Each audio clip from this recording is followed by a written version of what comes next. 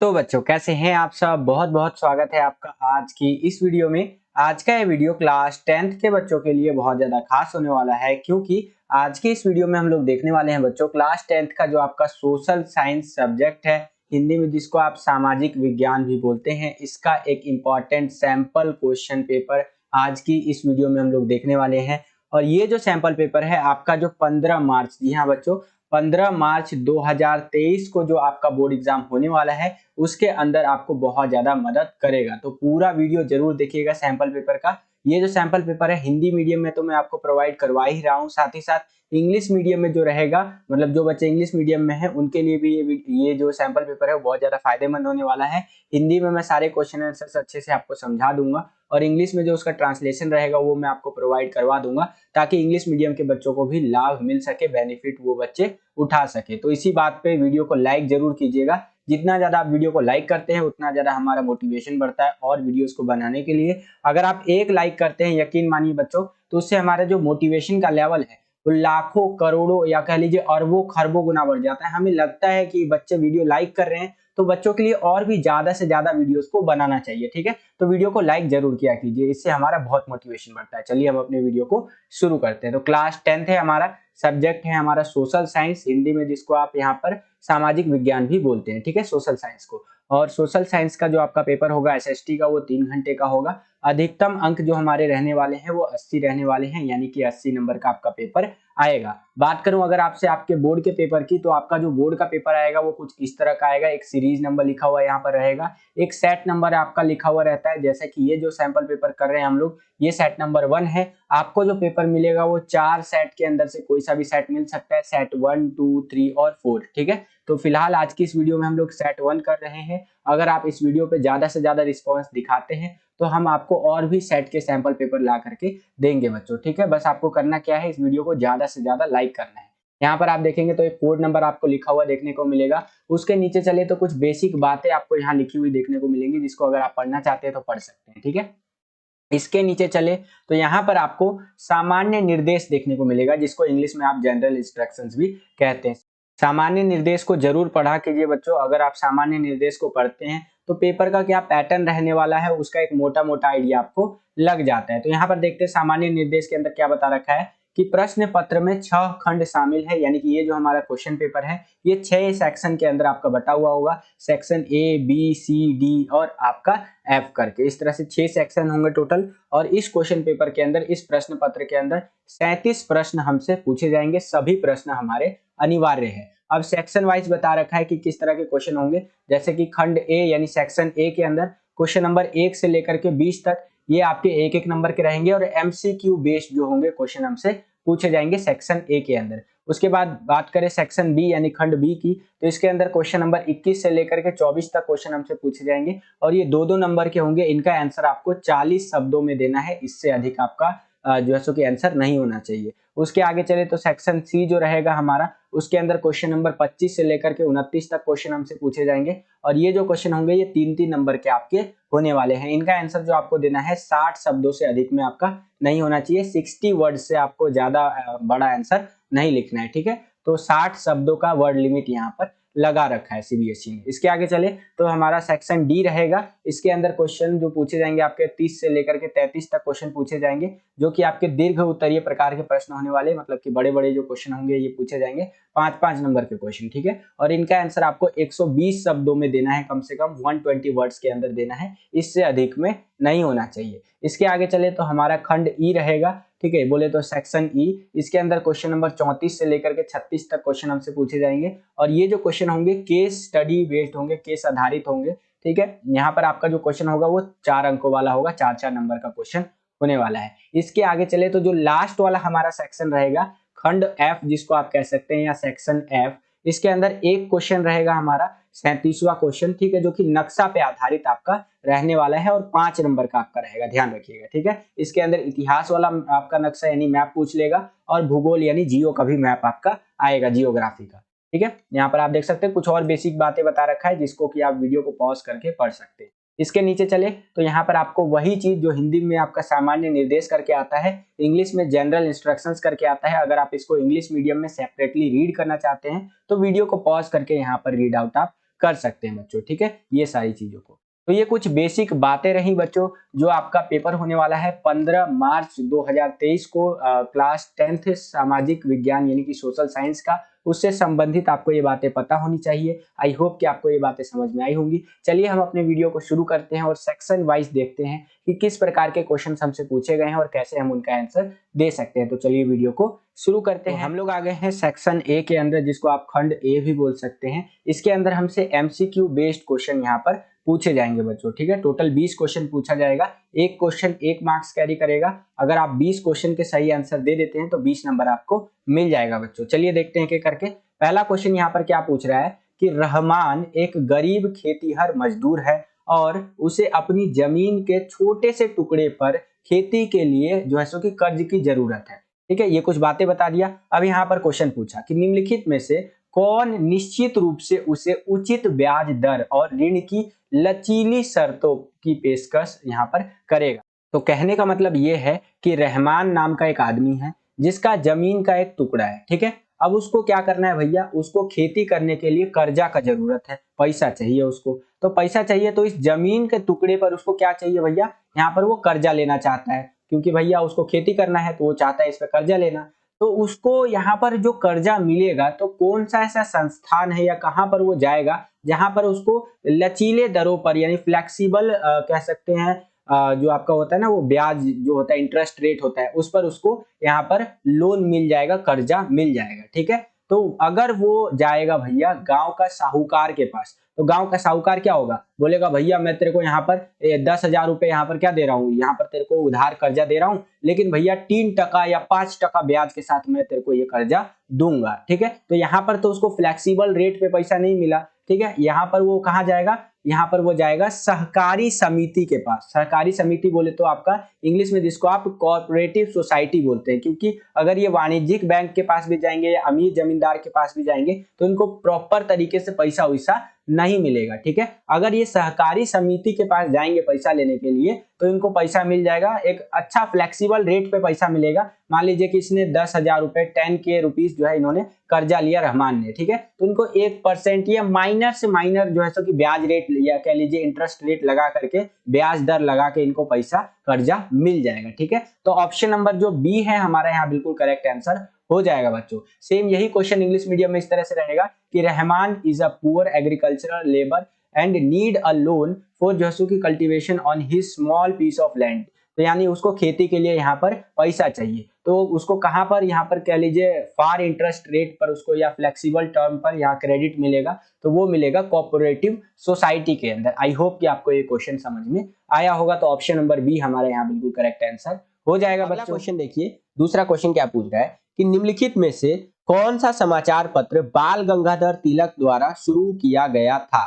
तो वो केसरी नाम का जो समाचार पत्र था, न्यूज़पेपर था, वो बाल गंगाधर तिलक के द्वारा शुरू किया गया था। तो ऑप्शन नंबर बी हमारा बिल्कुल करेक्ट आंसर हो जाएगा। सेम यही क्वेश्चन इंग्लिश मीडियम में इस तरह से आएगा कि which of the following newspaper was started by बाल गंगाधर तिलक। तो केसरी, ऑप्शन नंबर बी। आगे चलते हैं, अगला क्वेश्चन देखिए, तीसरा क्वेश्चन क्या पूछ रहा है हमसे कि नीचे दिए गए चित्र को देखें, निम्नलिखित विकल्पों में से इस पेंटिंग के चित्रकार का नाम पहचानिए। ठीक है, यहाँ पर आपको एक चित्र, एक इमेज दे दिया है, यहाँ पर आप देख सकते हैं, ठीक है। और इसको आपको देख करके आपको ये जो पेंटिंग है ना, इसके चित्रकार यानी कि पेंटर कौन है वो बताना है। तो इस पेंटिंग को जिसने बनाया है उनका नाम है राजा रवि वर्मा, ठीक है। ध्यान से सुनिए, राजा रवि वर्मा ने इस पेंटिंग को बनाया है। तो ऑप्शन नंबर सी हमारा बिल्कुल करेक्ट आंसर हो जाएगा। सेम यही क्वेश्चन आपका इंग्लिश मीडियम में इस तरह से आएगा कि see the picture below and identify the name of the painter of this painting from the following option. तो वो है आपका राजा रवि वर्मा, ठीक है। आगे चलते हैं, अगला क्वेश्चन देखिए, चौथा क्वेश्चन क्या पूछ रहा है कि निम्नलिखित को कालानुक्रमिक क्रम में व्यवस्थित करें, यानी कि आपको काल के अकॉर्डिंग, टाइम के अकॉर्डिंग इसको व्यवस्थित करना है, सीरियल वाइज लगाना है, ठीक है। तो पहले आ जाएगा आपका चौथा, यानी कि जोहान गुटेनबर्ग ने प्रिंटिंग प्रेस का आविष्कार जो है सो किया, ये हो गया। फिर दूसरा आएगा आपका मार्टिन लूथर के लेखन ने जो है सो कि सुधार की शुरुआत की। फिर आएगा आपका तीसरा जो है सो कि मेनोचियो ने बाइबिल के संदेश की पुनर्व्याख्या की। और उसके बाद पहला आएगा आपका प्रिंट संस्कृति ने फ्रांसीसी क्रांति के लिए स्थितियां बनाई। तो इस तरह से आपको ये लगाना है। बाकी अगर हम लोग करेक्ट ऑप्शन की बात करें तो ऑप्शन नंबर डी हमारा बिल्कुल करेक्ट हो जाएगा। ठीक है, सेम यही क्वेश्चन इंग्लिश मीडियम में इस तरह से आएगा कि अरेंज द फॉलोइंग इन जो है क्रोनोलॉजिकल ऑर्डर। तो यहाँ पर आप देख सकते हैं ऑप्शन नंबर डी हमारा बिल्कुल करेक्ट आंसर हो जाएगा। आगे चलते हैं, अगला क्वेश्चन देखिए यहाँ पर क्या है हमारा कि निम्नलिखित जानकारी की सहायता से फसल की पहचान करनी है हम लोगों को। क्या जानकारी दे रखा है कि यह एक ऐसा फसल है जिसका उपयोग भोजन और चारे दोनों के रूप में किया जाता है। चलो ठीक है भैया, यह एक ऐसा खरीफ फसल है जिसके लिए 21 डिग्री सेल्सियस तापमान से लेकर के 27 डिग्री के बीच तापमान की आवश्यकता होती है। चलो ये भी ठीक है भैया। तीसरा क्या कह रहा है कि यह पुरानी जलोढ़ मिट्टी में अच्छी तरह से उगता है। अच्छा जी। और अगला है फोर्थ वाला कि आधुनिक के उपयोग ने या टेक्नोलॉजी के उपयोग ने इस फसल के उत्पादन को बढ़ाने में योगदान दिया है। ठीक है, तो वो फसल कौन सा है? तो वो फसल आपका मक्का हो जाएगा, कॉर्न जो होते हैं आपके। ठीक है, तो ऑप्शन नंबर बी आपका बिल्कुल करेक्ट आंसर हो जाएगा। सेम यही क्वेश्चन इंग्लिश मीडियम में आपका इस तरह से आएगा कि identify the crop with the help of the following information. तो यहाँ पर आपको इन्फॉर्मेशन दे दिया, सेम वही इन्फॉर्मेशन इंग्लिश में है और इसका आंसर होगा आपका ऑप्शन नंबर बी कॉर्न। ठीक है, आगे चलते हैं। अगला क्वेश्चन देखिए बच्चों, छठा क्वेश्चन यहाँ पर क्या पूछ रहे हैं हमसे कि वनों का निम्नलिखित में से कौन सा विवरण सही नहीं है। ठीक है, अगर इंग्लिश में बात करूं तो इस तरह से रहेगा कि which of the following description of forest is not correct, यानी कि वनों के बारे में कौन सा ऐसा डिटेल या विवरण है जो सही नहीं है। तो ऑप्शन नंबर डी करेक्ट हो जाएगा। लकड़ी के उत्पादन के लिए स्थानीय वन आरक्षित और जो है कि अवगीकृत बन गए हैं। ठीक है, या वन हो गए इस तरह से। तो ऑप्शन नंबर डी हमारा बिल्कुल करेक्ट आंसर हो जाएगा। सेम यही क्वेश्चन इंग्लिश मीडियम में इस तरह से आएगा और डी आपका बिल्कुल करेक्ट आंसर होगा कि permanent forest reserve and unclassified जो कि फॉरेस्ट फॉर टिम्बर प्रोडक्शन। ठीक है, तो इस तरह से आपका ऑप्शन नंबर डी करेक्ट हो जाएगा। आगे चलें तो अगला क्वेश्चन है हमारा सातवां क्वेश्चन कि निम्नलिखित को सुमेलित कीजिए। अगर इंग्लिश में दिखाऊं तो इस तरह से क्वेश्चन रहेगा आपका। और अगर सुमेलित करने की बात है यानी कि इसको एक तरह से मिलान करना है आपको, तो पहले का पहला, दूसरे का चौथा, इस तरह से आपको मिलान करना है। जैसे कि अक्षय संसाधन, तो वो हो जाएगा आपका वन और वन्य जीव। ठीक है, दूसरा जो है गैर नवीनीकरणीय संसाधन, तो वो है आपका खनिज और जीवाश्म ईंधन, यानी कि ये ऐसे संसाधन है जो एक बार इस्तेमाल करने के बाद दोबारा इस्तेमाल में नहीं लाए जा सकते। ठीक है, और राष्ट्रीय संसाधन, तो राष्ट्रीय संसाधन कौन से होते हैं हमारे बच्चों? वो होते हैं हमारे यहाँ पर सड़कें, नहरें और रेलवे। और अंतर्राष्ट्रीय संसाधन कौन से होते हैं? वो होते हैं महासागरीय संसाधन। तो इस तरह से आप मिलान कर सकते हैं। सेम इंग्लिश में भी आपको इसी तरह से करना है। यहाँ पर रिन्यूएबल सोर्सेज, तो वह होगा आपका फॉरेस्ट जो है सो की एंड वाइल्ड लाइफ। फिर आपका नॉन रिन्यूएबल सोर्सेज, तो वो है आपका मिनरल्स एंड फॉसिल फ्यूल्स। फिर है आपका नेशनल रिसोर्सेज, तो वो होगा रोड्स, कैनाल्स एंड रेलवेज। और आपका लास्ट में है इंटरनेशनल रिसोर्सेज, तो वो है आपका द ओशियन रिसोर्सेज, यानी समुद्र के या कह लीजिए महासागरों का जो रिसोर्स है, संसाधन। तो इस हिसाब से जो हमारा पहला वाला ऑप्शन है बिल्कुल करेक्ट आंसर बैठ जाता है हमारा। ठीक है, आगे चले। अगला क्वेश्चन देखिए यहाँ पर आठवां क्वेश्चन क्या पूछ रहा है कि बेल्जियम में सत्ता के बंटवारे की व्यवस्था के संबंध में निम्नलिखित कथनों पर विचार करें और निम्नलिखित में से गलत की पहचान करें। यानी अगर हम लोग बेल्जियम की बात कर रहे हैं, देखिए मिड टर्म में भी बेल्जियम वाले से एक क्वेश्चन आया था और जो पेपर में भी आ गया था। तो इस क्वेश्चन को ध्यान से समझिए कि बेल्जियम की अगर हम लोग बात कर रहे हैं ना, तो वहां पर सत्ता के बंटवारे की व्यवस्था के संबंध में निम्नलिखित कथनों पर विचार करना है आपको और निम्नलिखित में से गलत की पहचान कीजिए कि बेल्जियम के अंदर जो सत्ता का बंटवारा हुआ है उस व्यवस्था के संबंध में।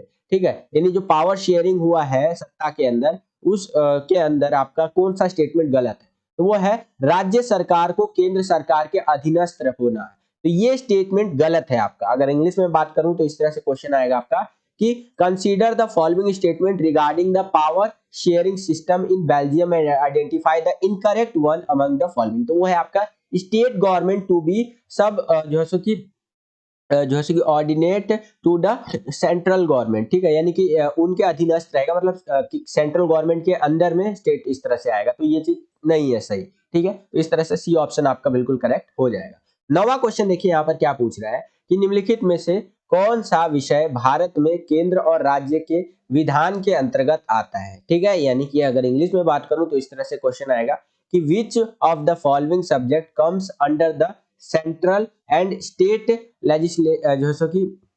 Legislation in India. तो वो है एजुकेशन यानी कि शिक्षा। ये ऐसा एक विधान है, ऐसी एक चीज है जो कि स्टेट के अंदर भी आता है और आपका सेंट्रल गवर्नमेंट जो है उसके अंदर भी आता है। ठीक है, तो ऑप्शन नंबर ए हमारा बिल्कुल करेक्ट आंसर हो जाएगा। आप देखते होंगे कि जो एजुकेशन होता है, जो पढ़ाई होता है, उससे संबंधित जो नियम होता है वो हमारे राज्य की सरकारें भी बनाती है। अगर दिल्ली की बात करूं तो मनीष सिसोदिया जी को देखते होंगे कि टाइम टाइम पर आकर के बोलते हैं कि भाई मैंने ये बदलाव कर दिया, मैंने ये बदलाव कर दिया। ठीक है, और अगर सेंटर की बात करें यानी कि केंद्र सरकार की, जिसमें भी मोदी जी की सरकार है, बीजेपी की सरकार है, ठीक है, तो उसमें भी देखेंगे तो अब सेंट्रल लेवल पे भी बहुत सारे एजुकेशन की पॉलिसीज आते रहते हैं, जैसे कि एनईपी आया हमारा। ठीक है, एनईपी बोले तो न्यू एजुकेशन पॉलिसी 2020 आया था, यानी 2020 के अंदर ये लागू किया गया था, मतलब लाया गया था बेसिकली। ठीक है, तो ये चीज है। तो जो एजुकेशन है वो स्टेट गवर्नमेंट भी कंट्रोल करती है और सेंट्रल गवर्नमेंट भी।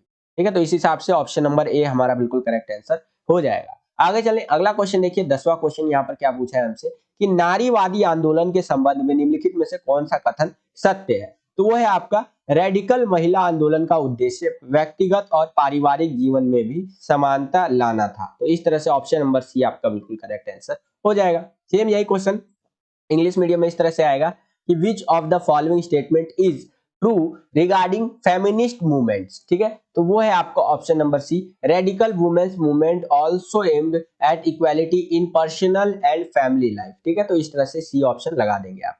आगे चले, अगला क्वेश्चन देखिए, निम्नलिखित युग्मों में से कौन सा एक सही सुमेलित है। तो सही कौन सा मेल खाता है इसमें से, तो ऑप्शन नंबर ये जो पहला वाला दे रखा है ये सही है, भारतीय जनता पार्टी राष्ट्रीय जनतांत्रिक गठबंधन यानी एनडीए है ये। ठीक है, एनडीए से बच करके यहाँ पर जो है कि बीजेपी बनता है। तो ये जो पहला वाला है बिल्कुल करेक्ट हो जाएगा। सेम यही इंग्लिश में इस तरह से है, Bharatiya Janata party and national जो है कि डेमोक्रेटिक अलायंस।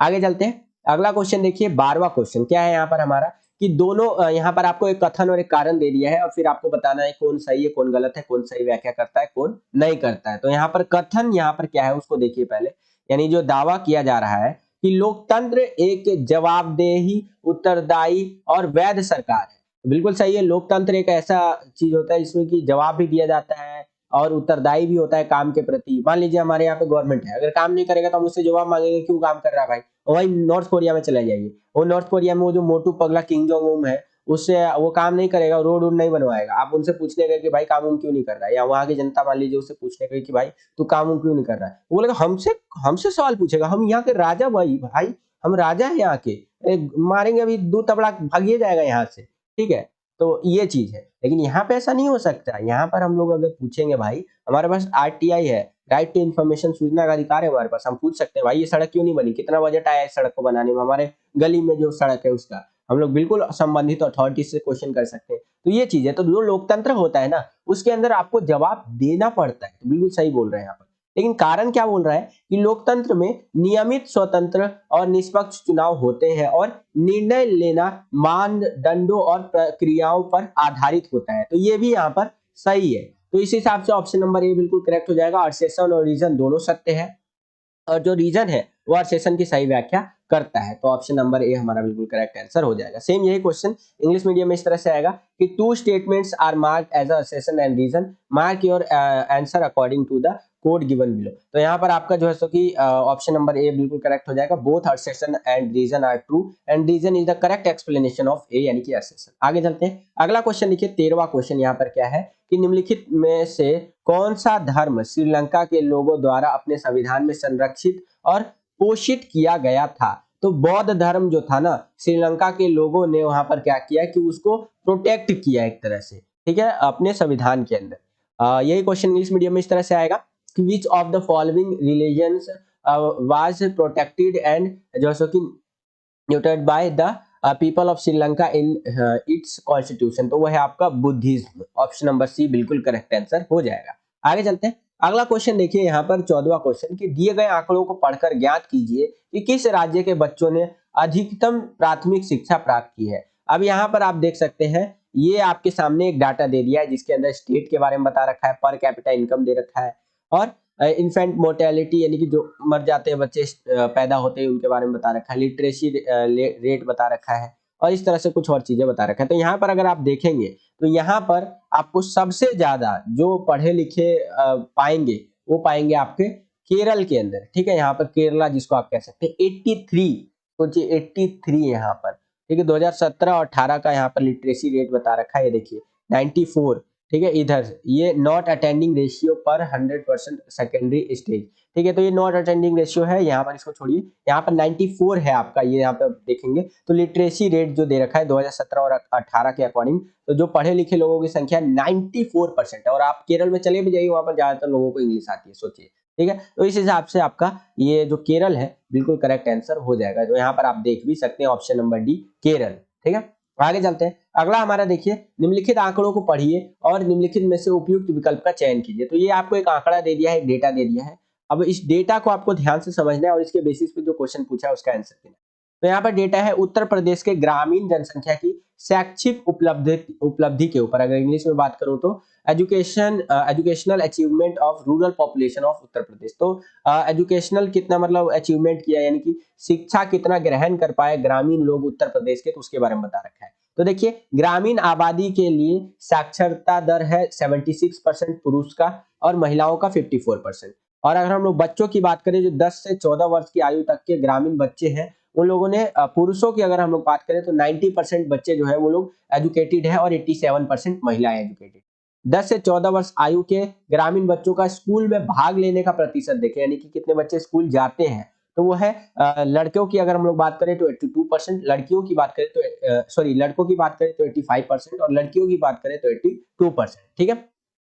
तो यहाँ पर देखिए क्या पूछा है कि कितने प्रतिशत लड़कियां स्कूल नहीं जा रही हैं। तो अगर हम लोग गुना भाग यानी कि जोड़ घटा करके निकाले तो वो आएगा 18%। What percent of girls are not going to school, तो 18%। यहाँ पर आप देख भी सकते हैं इस तरह से, ऐसे जितने यहाँ पर 82 है तो 100 में से 82 माइनस कर लीजिए तो 18 आ जाएगा आपका।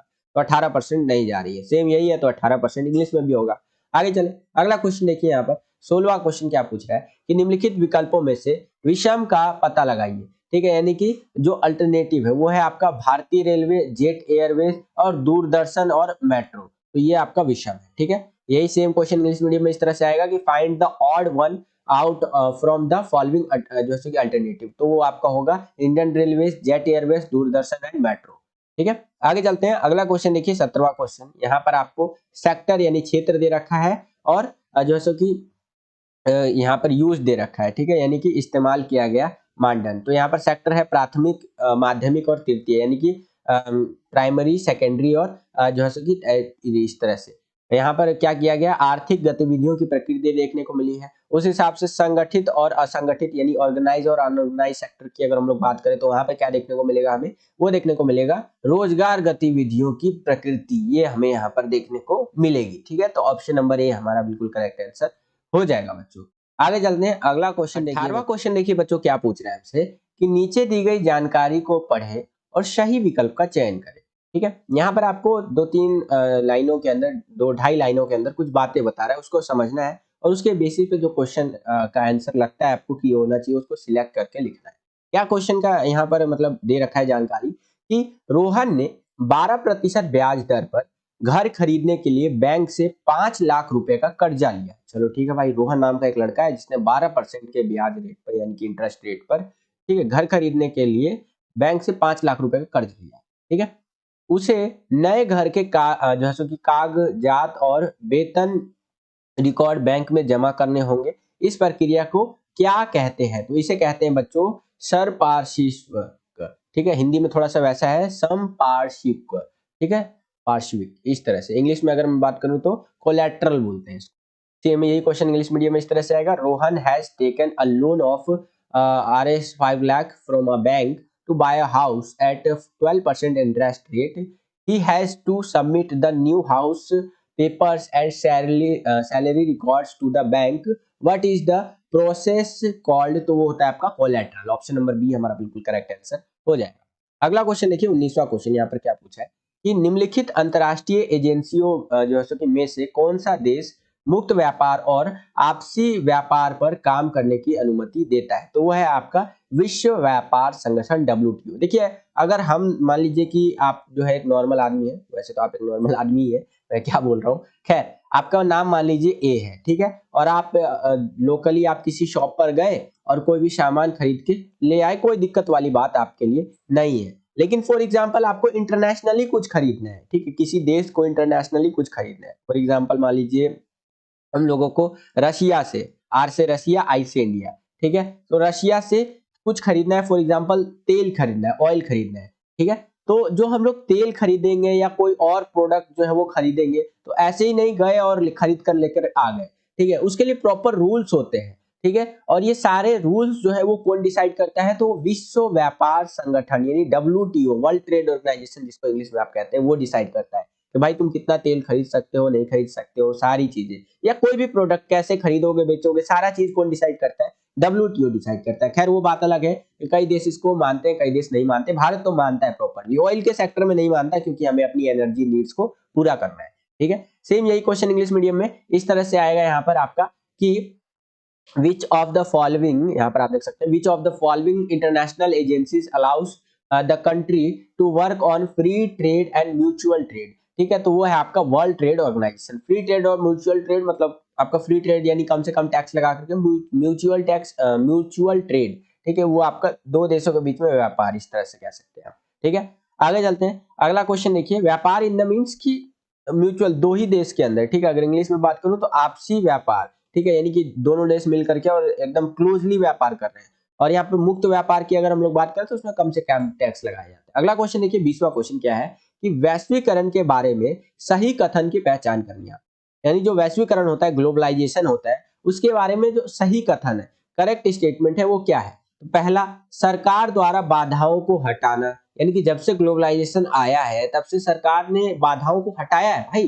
फॉर एग्जाम्पल आप देखेंगे तो मैं आपको एक बहुत बढ़िया एग्जांपल बताता हूँ। जैसे कि आप जो ये वीडियो देख रहे हैं, मोस्ट प्रोबेबली आप ये MI के फोन से देख रहे होंगे, रियलमी के फोन से देख रहे होंगे, ओप्पो के फोन से देख रहे होंगे, या फिर शाओमी के फोन से देख रहे होंगे। अगर बहुत ही अमीर है भाई तो एप्पल के फोन से देख रहे होंगे भाई, ठीक है, या फिर वन प्लस के फोन से देख रहे होंगे, या और भी कोई फोन XYZ आपके पास हो सकता है, ETC, ठीक है। ये सारे के सारे फोन इंडिया के थोड़ी ना है, सारे फॉरेन के भाई। एप्पल आप अमेरिका का है, वन प्लस चाइनीज है, MI चाइनीज है, रियलमी, ओप्पो, शाओमी, ये सब चाइनीज कंपनी। तो ये आपके हाथ में आया कैसे भाई? ये 1990 जो है सो कि 1 से पहले आपके हाथ में नहीं आ सकता था, बिल्कुल भी नहीं, लेकिन अभी है आपके हाथ में। तो ये सारा का सारा पॉसिबल हो पाया है वैश्वीकरण के कारण, ग्लोबलाइजेशन के कारण।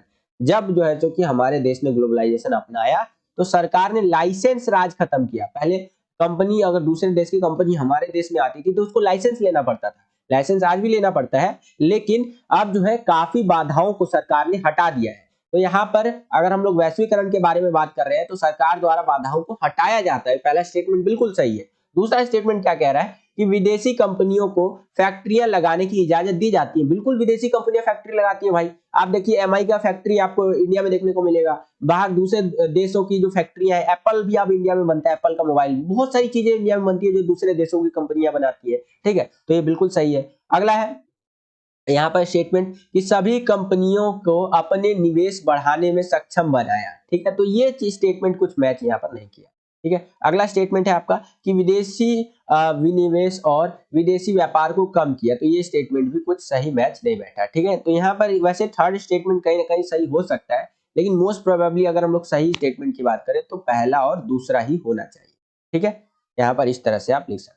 सेम यही क्वेश्चन इंग्लिश मीडियम में इस तरह से आएगा कि identify the correct statement about globalization two removal of barriers by the government and foreign companies allowed to set up factories in any country, ठीक है, for what, for इसलिए क्योंकि ग्लोबलाइजेशन आ गया। तो इस हिसाब से आपका ऑप्शन नंबर ए बिल्कुल करेक्ट आंसर हो जाएगा। आगे चलते हैं, अब हम लोग आ गए हैं सेक्शन बी के अंदर। यहाँ पर आप देख सकते हैं यानी खंड बी के अंदर, जिसके अंदर हमसे अति लघु उत्तरीय प्रकार के जो प्रश्न है वो पूछे जाएंगे। 2-2 नंबर के जो क्वेश्चन है पूछे जाएंगे हमसे, और ये 2-2 नंबर के क्वेश्चन कितने जो है सो कि आपको शब्दों में इसका आंसर देना है, कितने वर्ड्स के अंदर, तो कम से कम इसका आंसर देना है आपको 40 वर्ड्स के अंदर, 40 शब्दों में कम से कम आपको इसका उत्तर देना है, ठीक है, तो चलिए देखते हैं कि करके कि किस तरह से हमसे क्वेश्चन पूछा गया है और कैसे आप इसका आंसर दे सकते हैं। तो दो दो नंबर के क्वेश्चन है। पहला क्वेश्चन है कि किन्हीं दो कारणों का विश्लेषण कीजिए जो 1929 के दौरान अमेरिका में महामंदी के लिए उत्तरदायी थे। 1929 के अंदर जो अमेरिका के अंदर जो महामंदी आया, रिसेशन आया, ठीक है, एक तरह से आप कह लीजिए यहाँ पर ग्रेट डिप्रेशन जिसको या रिसेशन जो भी कह लीजिए, तो उसके लिए क्या कारण जिम्मेदार थे? तो उसके लिए जिम्मेदार थे कृषि जो है सो कि अति उत्पादन एवं समस्या बन रही थी और कृषि कीमतों में गिरावट से इसे और जो है सो कि बदतर बना दिया गया।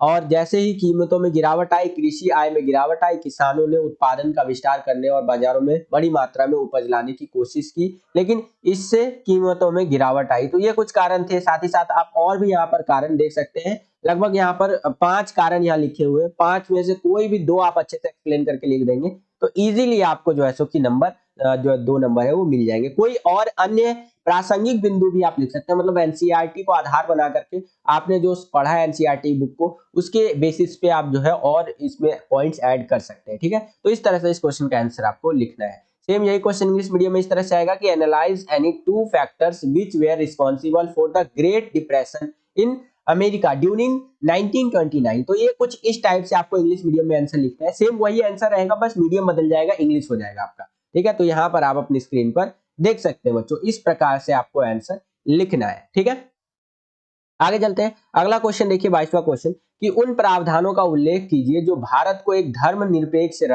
देश बनाता है या राष्ट्र बनाता है, कुछ भी कह लीजिए। ठीक है, तो क्या है जो हमारे देश को धर्मनिरपेक्ष देश बनाते हैं, मतलब हम लोग किसी एक धर्म को बढ़ावा नहीं देते, हम लोग बोलते हैं कि सारे धर्म समान है। ठीक है, तो उसकी हमें चर्चा करनी है। तो क्या लिख सकते हैं आप कि भारतीय राज्य के लिए कोई आधिकारिक धर्म नहीं है, हमारा संविधान किसी धर्म को विशेष दर्जा नहीं देता है। बहुत बड़ी बात बोली है भाई यहाँ पर। ठीक है, यहाँ पे आप देखेंगे तो पाकिस्तान के अंदर जो हमारे साथ ही आजाद हुआ था लगभग, वहां पर देखेंगे तो इस्लाम को वहां का नेशनल धर्म बना दिया भाई। वो लोग बोलते हैं कि हम लोग इस्लामिक कंट्री है, ठीक है, लेकिन इंडिया के अंदर ऐसा नहीं है, इसीलिए भारत को धर्म निरपेक्ष बोला जाता है। साथ ही साथ ये भी आप देख सकते हैं कि संविधान सभी व्यक्तियों और समुदायों को किसी भी धर्म को मानने, अभ्यास करने और प्रचार करने या किसी का पालन न करने की स्वतंत्रता प्रदान करता है। ठीक है, तो संविधान कहता है कि आप किसी भी धर्म को मानो भाई, कोई दिक्कत वाली बात नहीं है। कोई भी धर्म का आप प्रयास करो, यानी कोई भी धर्म को मानो, पूजा पाठ करो या जो भी आपको करना है कर सकते हो, कोई दिक्कत वाली बात नहीं है। और उसी प्रकार से कुछ और बातें भी यहाँ पर बता रखी है। केवल 2 पॉइंटों में कम से कम आपको एक्सप्लेन करना है ताकि 2 नंबर आपको इजीली मिल जाए। ठीक है, कुछ और बातें बता रखी है जो कि आप चाहे तो लिख सकते हैं। आगे चलते हैं। सेम यही क्वेश्चन इंग्लिश मीडियम में इस तरह से आएगा कि mention the provisions which make India a secular country. तो यही चीजें इंग्लिश में आपको इस तरह से लिखनी है, ये आप अपनी स्क्रीन पर देख सकते हैं बच्चों। इस टाइप से आपको आंसर लिखना है। आगे चलते हैं। अगला क्वेश्चन देखिए, 23वां क्वेश्चन क्या पूछा है कि भारत में ऊर्जा संसाधनों के संरक्षण के कोई 2 उपाय सुझाइए। भारत के अंदर अगर हम लोग बात कर रहे हैं तो ऊर्जा को कैसे जो है सो कि संरक्षित किया जा सकता है, बचाया जा सकता है, उसके बारे में आपको बताना है। ठीक है, तो समझते हैं थोड़ा सा। अगर इंग्लिश में बात करूं तो सजेस्ट एनी 2 वेज टू जो है सो कि कंजर्व इन जो है सो कि एनर्जी रिसोर्सेज इन इंडिया। तो उस इस प्रकार से आप लिख सकते हैं आंसर इसका कि ऊर्जा संरक्षण को बढ़ावा देने और अच्छे ऊर्जा स्रोतों के उपयोग में वृद्धि। ठीक है, यानी कि ऊर्जा जो संरक्षण है उस चीज को बढ़ावा देना चाहिए, हम लोगों को एनर्जी बचाना चाहिए, इस चीज को बढ़ावा देना चाहिए और भी एनर्जी सोर्सेज का हम लोगों को पता लगाना चाहिए, उसका इस्तेमाल करना चाहिए। हमें अपने जो है सो कि सीमित ऊर्जा संसाधनों को विवेकपूर्ण उपयोग के लिए सतर्क दृष्टिकोण अपनाना होगा। यानी कि जो हमारे पास एनर्जी लिमिटेड है, जैसे कोल है, कोयला, तो वो लिमिटेड है भाई, तो उसको सतर्कता से इस्तेमाल करना होगा। ठीक है, व्यक्तिगत वाहनों के बजाय सार्वजनिक परिवहन प्रणालियों का प्रयोग करना होगा। यानी कि पब्लिक ट्रांसपोर्ट पे ज्यादा ध्यान देना चाहिए, पर्सनल जो व्हीकल है उसका इस्तेमाल कम से कम करना चाहिए। उपयोग ना होने पर बिजली बंद कर दे, यानी कि जब आप इस्तेमाल नहीं कर रहे हैं तो आप अपने घर का बल्ब बंद कर सकते हैं, फैन बंद कर सकते हैं। अभी तो ठंडी चल रहा है तो अभी तो फैन तो बंद ही रहता है, लेकिन जब इस्तेमाल नहीं होता है तो अपने घर का, अपने बाथरूम का लाइट बंद कर सकते हैं। इससे एनर्जी हम लोग सेव कर सकते हैं। बिजली बचाने वाले उपकरणों का प्रयोग करना चाहिए, ऐसे हमें मशीन लगाना चाहिए जिससे कि बिजली को बचाया जा सकता है। आगे चले तो ऊर्जा के गैर परंपरागत स्रोतों का उपयोग करना चाहिए। रिन्यूएबल एनर्जी बोले तो आपका सोलर एनर्जी हो गया, विंड एनर्जी हो गया, यानी कि जो सोलर पैनल्स वगैरह का एनर्जी होता है ना, कुछ इस टाइप की एनर्जी का इस्तेमाल करना चाहिए ताकि हम लोग ऊर्जा को बचा सके भारत के अंदर। ठीक है, तो इस तरह से आप यहाँ पर आंसर लिख सकते हैं। कोई अन्य प्रासंगिक बिंदु भी हो सकता है, यानी कि एनसीईआरटी के बेसिस पे और भी आप अपना आंसर लिख सकते हैं अलग। इससे जरूरी नहीं है कि ये जो आंसर मैं बता रहा हूँ वही सेम ही आंसर लिखना है भाई, आंसर आपका अलग हो सकता है, बस एनसीईआरटी की भाषा से वो मैच करना चाहिए, ठीक है। बाकी आप बच्चा क्या करता है, अपना लैंग्वेज मिक्स करके और एनसीईआरटी का लैंग्वेज लेकर के दोनों का मिक्सचर करके क्वेश्चन का आंसर लिखता है, ठीक है। तो ये चीज है, तो उसमें आपका जरूरी नहीं है कि यही आंसर होना चाहिए। यहाँ पर मैं एक छोटी सी बात भी बता देता हूँ। फॉर एग्जाम्पल एक क्लास में 30 बच्चे जो है एग्जाम दे रहे हैं और वो 30 बच्चों का जो कॉपी होता है वो एग्जामिनर के पास जाएगा, तो जरूरी नहीं है कि उन 30 में से 30 बच्चों का जो लिखा हुआ आंसर है क्वेश्चन के लिए वो सेम हो। 30 के 30 का आंसर डिफरेंट हो सकता है, एक्सेप्ट कि वहां कोई डेट ना पूछी गई हो, ठीक है, और किसी बंदे का नाम ना पूछा गया हो, ठीक है। जैसे इस प्रकार का जो क्वेश्चन है यहाँ पर 30 के 30 बच्चों का आंसर अलग हो सकता है। वहां पर आपका जो कॉपी चेक करने वाला बंदा होता है, मतलब टीचर जो होता है, सॉरी, वो ये देखता है ना कि बच्चे ने एनसीईआरटी को मैच किया है कि नहीं, एनसीईआरटी, ठीक है, इसको मैच किया है कि नहीं, मतलब कि इसमें से मिलती जुलती चीजें भी एटलीस्ट लिखे होगे ना आप, तो आपको पूरे नंबर जरूर मिलेंगे, ठीक है। यानी कि क्वेश्चन को ध्यान रखना है कि क्वेश्चन क्या पूछ रहा है आपसे। सेम यही क्वेश्चन आपका इंग्लिश मीडियम में इस तरह से आएगा, यहाँ पर आप देख ही सकते हैं इस प्रकार से, और आंसर आपको कुछ इस प्रकार से लिखना है बच्चों, ठीक है। आगे चले तो इसी क्वेश्चन के अंदर आपको एक अथवा एक चॉइस दे दिया, यानी कि अगर आपको ऊपर वाला क्वेश्चन नहीं आता तो नीचे वाला क्वेश्चन आप अटेंड कर सकते हैं। इसके अंदर पूछ लिया है आपसे कि सौर ऊर्जा के उपयोग में सुधार के कोई 2 उपाय सुझाइए। जो हम लोग सोलर एनर्जी यूज करते हैं ना, तो उसको कैसे हम लोग और सुधार सकते हैं, कैसे सोलर एनर्जी को और इम्प्रूव किया जा सकता है, कोई 2 सुझाव बताना है।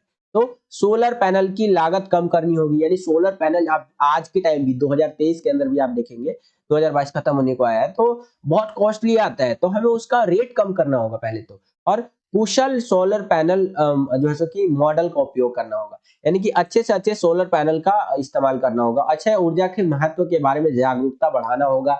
आसान स्थापना प्रक्रिया, यानी कि इंस्टॉलेशन इसका आसान करना होगा, ठीक है। उच्च सादृक जो है यहाँ पर फोटोवोल्टिक यानी कि सीपीवी सेल वाले पैनल खरीदने होंगे, ठीक है। छायांकित क्षेत्रों में सोलर पैनल लगाने से बचना होगा जहां पर सूरज का एनर्जी नहीं आता है। तो ये कुछ तरीके हैं जिससे हम लोग सौर ऊर्जा जो है उसका, यानी कि सोलर एनर्जी है, उसको और ज्यादा इंप्रूव कर सकते हैं। सेम यही क्वेश्चन इंग्लिश मीडियम में इस तरह से आएगा कि suggest any 2 ways to improve the use of solar energy, ठीक है। तो कुछ इस प्रकार से आंसर आपको लिखना है बच्चों, यहाँ पर आप देख सकते हैं। सेम यही क्वेश्चन इंग्लिश मीडियम में आपका इस तरह से आएगा कि ग्रामीण क्षेत्रों में सरकार किन तरीकों से रोजगार बढ़ा सकती है। गांव में अगर हम लोग बात करें तो जो सरकार है वो किन तरीकों से रोजगार यहाँ पर बढ़ा सकती है। तो अगर सरकार को गांव के अंदर रोजगार बढ़ाना है बच्चों, तो वहां पर मेगा प्रोजेक्ट शुरू करने जो है सो कि हम लोग वहां पर रोजगार बढ़ा सकते हैं, जैसे बांध बनवा सकते हैं, नहर का निर्माण करवा सकते हैं, ठीक है। किसी क्षेत्र में तृतीय सुविधाएं जो है वो शुरू कर सकते हैं, अर्ध ग्रामीण क्षेत्रों में उद्योग शुरू कर सकते हैं। ये सारी चीजें अगर हम लोग करें तो गांव के अंदर जो है पर्यटन वगैरह बढ़ाए, तो गांव के अंदर जो लोग हैं उनको रोजगार जो है उनका, यानी कि उनका जो एम्प्लॉयमेंट है वो बढ़ाया जा सकता है। सेम यही क्वेश्चन इंग्लिश मीडियम में इस तरह से आएगा कि in what veg can the government increase employment in rural areas, ठीक है। तो किस तरह से रूरल एरिया के अंदर एम्प्लॉयमेंट बढ़ाया जा सकता है, इंग्लिश मीडियम में इस तरह से आप देख सकते हैं बच्चों, ठीक है।